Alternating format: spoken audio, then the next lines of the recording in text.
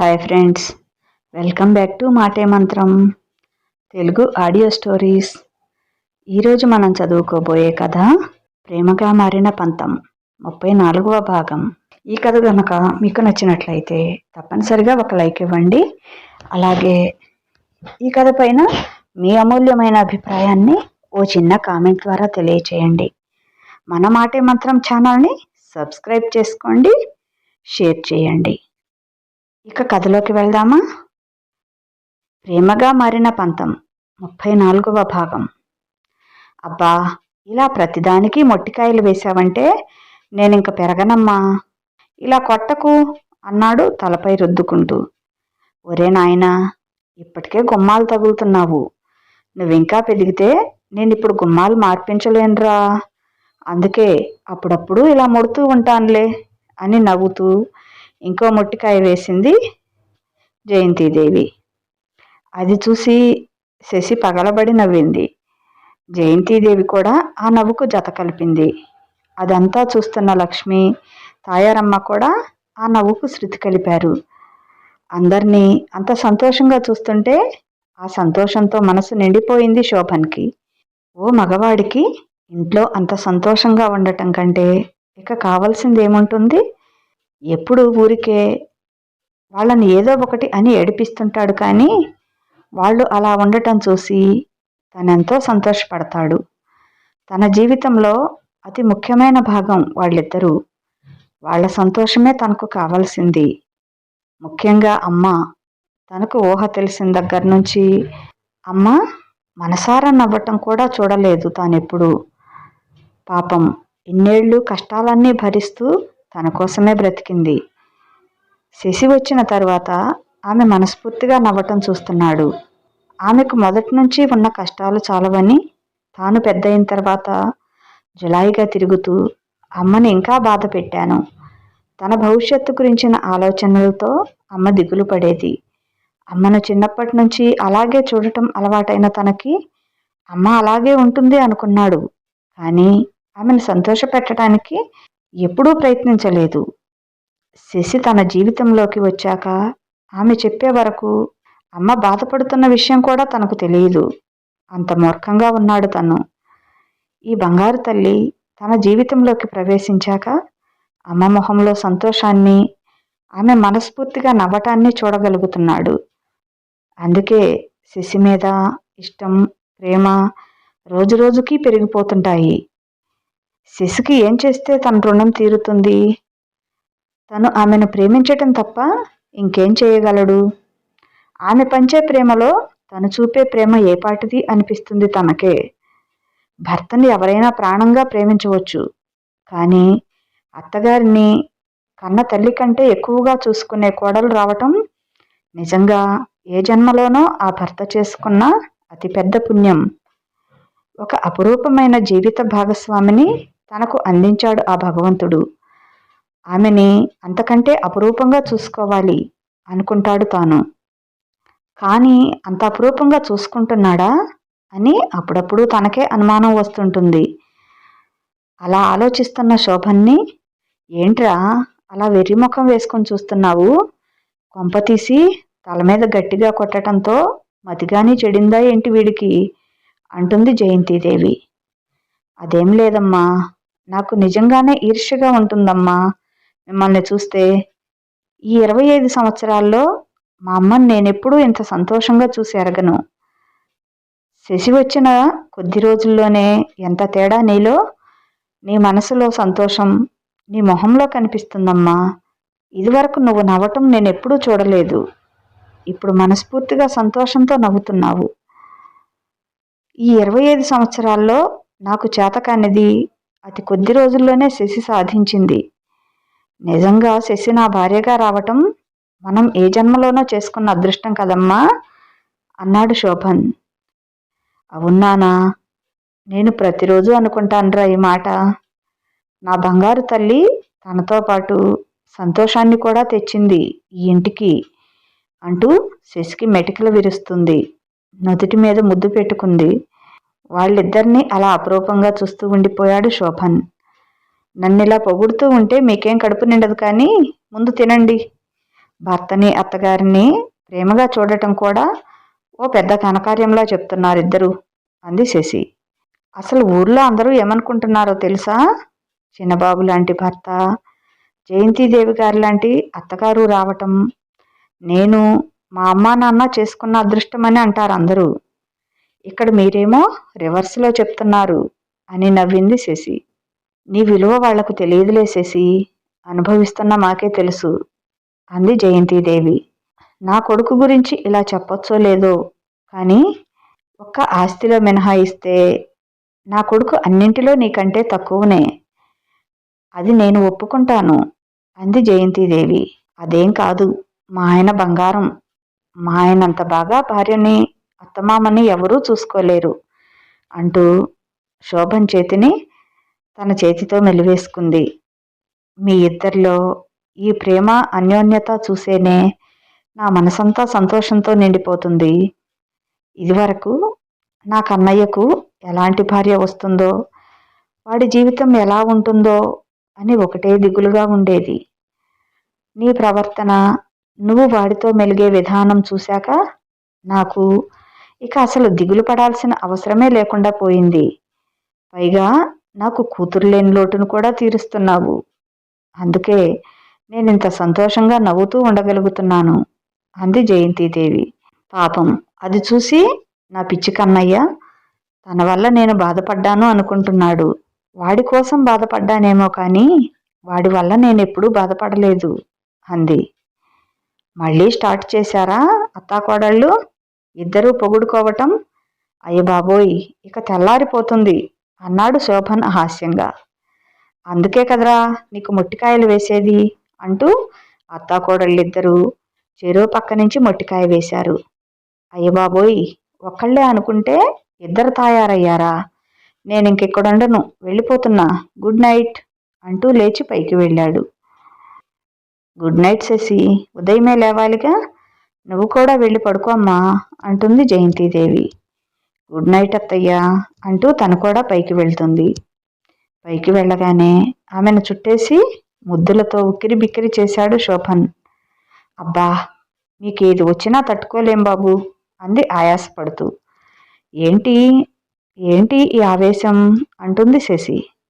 ఇందాకటి నుంచి నిన్ను ముద్దు పెట్టుకోవాలనే కోరిక పెరిగి పెరిగి ఇలా, అన్నాడు. ఎందుకో అంత కోరిక? రోజూ చూసే శశినేగా, అంది. రోజూ చూసినా ఈరోజు ఎందుకో ప్రత్యేకంగా అనిపించావు. ఇది కోరికతో కాదు, ప్రేమతో, అన్నాడు ఆమెను దగ్గరకు తీసుకుంటూ. ఈరోజు ఎందుకు మా శశి మొహంలో ఎప్పుడూ చూడని అలసట కనిపిస్తుంది? నాకేం లేదు, నీకెందుకు అలా అనిపిస్తుంది, అంది ఆవలిస్తూ. అతన్ని నిరాశపరచటం ఇష్టం లేక. నిజంగానే శశికెందుకో 2 రోజుల నుంచి అలసటగా, మగతగా, కొంచెం నీరసంగా కూడా అనిపిస్తుంది.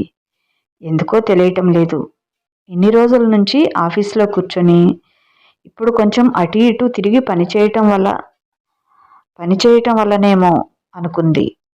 సరేలేమ్మా, ఈరోజు నేను మామూలు తిరుగుడు తిరగలేదు, ఒళ్ళు పులిసిపోయింది, నాకైతే నిద్ర వస్తుంది, నువ్వు కూడా పడుకోరా, అన్నాడు శోభన్.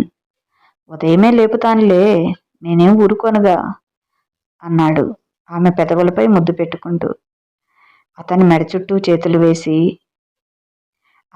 చుట్టూ చేతులు పెనవేసి గుండెల్లో తలదాచుకొని ఏదో మాట్లాడుతూ అలాగే నిద్రపోయింది శశి.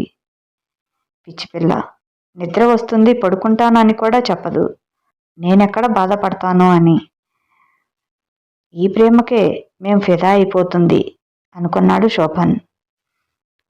ఉదయం 5 గంటలకు లేచిన శోభన్ ఆదమరిచి నిద్రపోతున్న శశిని చూసి ఆమె నుదుటి మీద ముద్దు పెట్టుకొని ఆమెకు దుప్పటి సరిగ్గా కప్పి అలికిడి చేయకుండా తను లేచి కామ్గా బయటికి వెళ్ళిపోయాడు.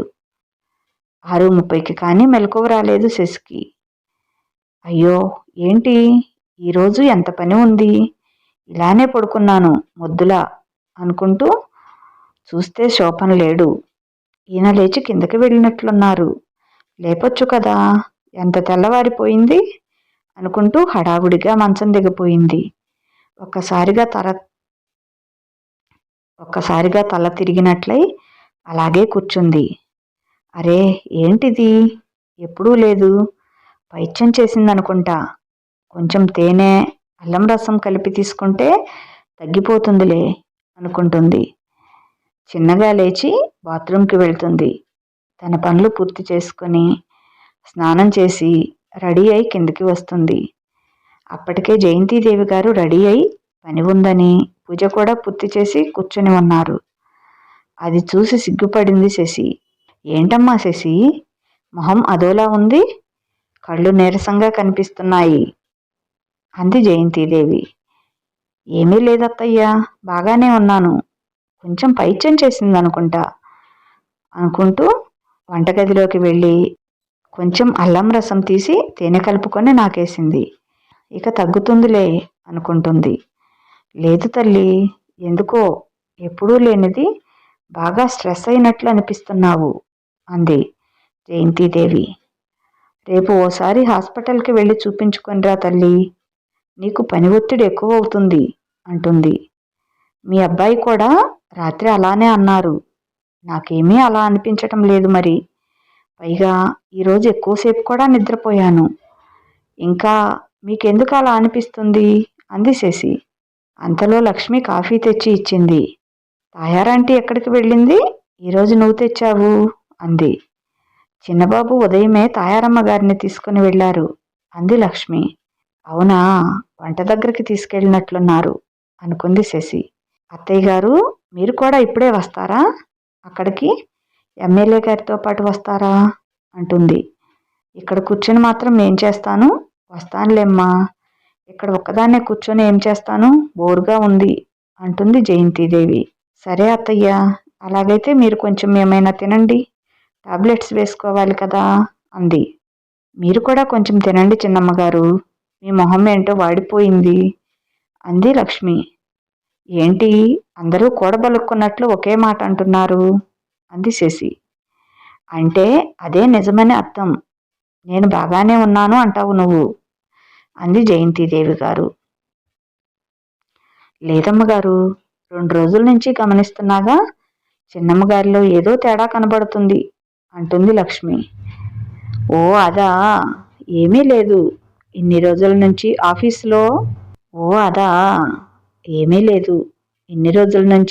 ఆఫీస్లో ఏసీలో కూర్చుంటున్నాను కదా.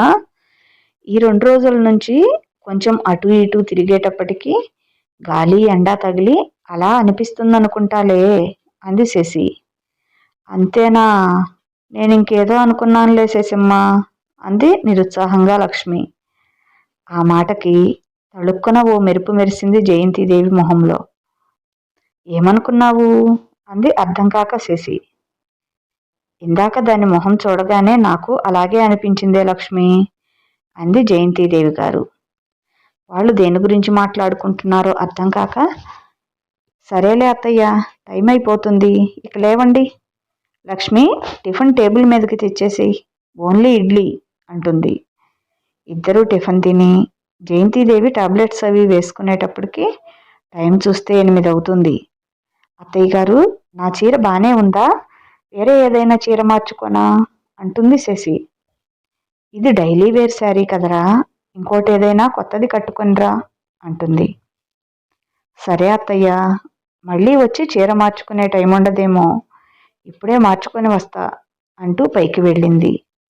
మీరు కూడా శారీ మార్చుకోండి అత్తయ్యా, ఈ చీర మీకు అంత నప్పలేదు అంటుంది శశి. ఏమ్మా, బాగలేదా అంటుంది. వేరేది కట్టుకోండి అత్తయ్యా అంటుంది శశి. సరేలేమ్మా అని తను కూడా తన రూంలోకి వెళ్తుంది. ఇద్దరూ చీరలు మార్చుకొని వస్తారు. బయటకు వచ్చి చూసుకుంటే దాదాపు ఇద్దరూ ఒకే రంగు చీరలైనాయి.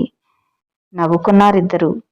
మీ అబ్బాయి చూస్తే ఇద్దరూ మారుపడకూడదని ఒకే రంగు చీరలు కట్టుకున్నారా అని ఆట పట్టిస్తాడేమో అత్తయ్య అంది శశి. ఖచ్చితంగా అంది జయంతిదేవి కూడా నవ్వుతూ. ఇద్దరూ కారులో కోచింగ్ సెంటర్ వద్దకు వెళ్ళారు. శోభన్ అక్కడే ఉన్నాడు. షామియానా వేయించి దానికి పూలదండలతో అలంకరిస్తున్నారు. స్టేజ్ మీద కార్పెట్ వేసి దానిపైన బారుగా 6 కుర్చీలు వేశారు. దాని ముందు టేబుల్స్ వేశారు. రోడ్డు మీద కూడా జనం కూర్చోవడానికి చైర్స్ వేస్తున్నారు. ఊళ్ళో జనాలు కొంతమంది వచ్చి ఆ పనులన్నీ చేసేస్తున్నారు. ఏదో పెద్ద సభ జరుగుతున్న ఫీలింగ్ వస్తుంది అదంతా చూస్తుంటే. మీ అబ్బాయి ఏది చేసినా పర్ఫెక్ట్గా చేస్తారు అంది శశి. వీళ్ళని చూసి దగ్గరకు వచ్చి, ఎందుకమ్మా అప్పుడే వచ్చారు? ఇక్కడ నేను చూసుకుంటాను కదా, మీరు ఎమ్మెల్యే గారితో పాటు రావాల్సింది అన్నాడు. నువ్వు ఇక్కడ ఉన్నావని తెలియదు కదా నాన్న, అందుకే వచ్చాం. ఏమైనా పనులు మిగిలి ఉన్నాయేమో అని అంటుంది జయంతిదేవి. సరేలే కన్నయ్య, ఒకసారి లోపలికి వెళ్ళి అంతా చూసేసి వెళ్ళిపోతానులే అన్నారావిడ. బయట నుండే వీళ్ళు చేసిన డెకరేషన్ అంతా చూసి, చాలా బాగా చేశారు శశి అంది జయంతిదేవి గారు. నేను కాదత్తయ్యా, అంతా పిల్లలే చేశారు. డెకరేషన్, ముగ్గులు అంతా వాళ్ళకే వదిలేశాను. చాలా చక్కగా చేశారు అంది జయంతిదేవి గారు. లోపలికి వెళ్ళి అన్ని రూమ్స్ తిరిగి, అంతా పర్ఫెక్ట్గా ఉంది శశి, అరేంజ్మెంట్స్ అన్నీ చక్కగా చేశారు, బాగుంది అంటుంది. సరే అత్తయ్య గారు, ఆయన అన్నట్లు ఇంకా లేటు ఉందిగా ఎమ్మెల్యే గారు రావడానికి. ఆయన అలాగూ మన ఇంటికి వస్తారు కనుక ఆయనతో పాటు వచ్చేయొచ్చులే, మీరు వెళ్ళండి అంది. నువ్వు ఇక్కడే ఉంటావా శశి అన్నారావిడ.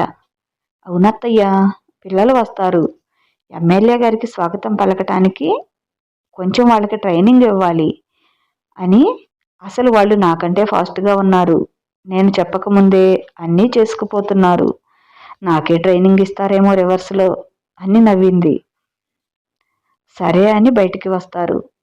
శశిని కూడా వెళ్ళమంటాడు శోభన్. ఇంకా నువ్వు ఇక్కడ చేసే పని ఏం లేదు కదమ్మా, 9 కూడా కాలేదు, 10 గంటలకు రావచ్చులే, వెళ్ళు. నువ్వు కూడా స్టేజీ పని పూర్తయిన తర్వాత నేను కూడా వస్తాను అన్నాడు శోభన్. అసలే ఉదయం నుంచి తల తిరుగుతున్నట్లు ఉంది. ఆ మాట అంటే అత్తయ్య గారు నువ్వు రావద్దులే, ఇంట్లోనే కూర్చో అంటారని చెప్పలేదు. ఇంటికి వెళ్ళి కాసేపు రెస్ట్ తీసుకోవచ్చు అనుకుంది. సరే శశి, మీ వెంకాయమ్మ అత్తకి ఫోన్ చేసి స్వీట్స్ ఇప్పుడే పంపించవద్దని, భోజనాల టైంకి తెచ్చి పక్కన సుందరయ్య గారింట్లో పెట్టమని చెప్పు అని చెప్పాడు. సరేనండి, వంట దగ్గరికి ఎవరినైనా మనుషుల్ని పంపించమని చెప్పనా అంది. ఉదయమే చెప్పాను, వాళ్ళు 10 మంది వచ్చారు అని చెప్పాడు. అంతా నేను చూసుకుంటానుగా, నువ్వెళ్ళు, కాసేపు ఆగిరండి అన్నాడు. శశి ఏంటి ఏదో తేడాగా కనిపిస్తుంది అనుకున్నాడు. ఇంతకీ శశికి ఏమైంది? శశిలో అందరికీ అంత తేడా ఎందుకు కనిపిస్తుంది? ఆమెకేదైనా అనారోగ్యమా, లేక ఇంకేదైనా కారణమా? మీకేమనిపిస్తుందో ఓ చిన్న కామెంట్ ద్వారా తెలియచేయండి. ఈ కథ నచ్చితే ఓ చిన్న లైక్ ఇవ్వండి. మన మాటే మంత్రం ఛానల్ని సబ్స్క్రైబ్ చేసుకోండి. మీకు తెలిసిన కథలపై ఆసక్తి ఉన్న మీ ఫ్రెండ్స్కి, బంధువులకి షేర్ చేయండి. ఇక ఉంటాను. బాయ్. మీ లక్ష్మీ ఘంట.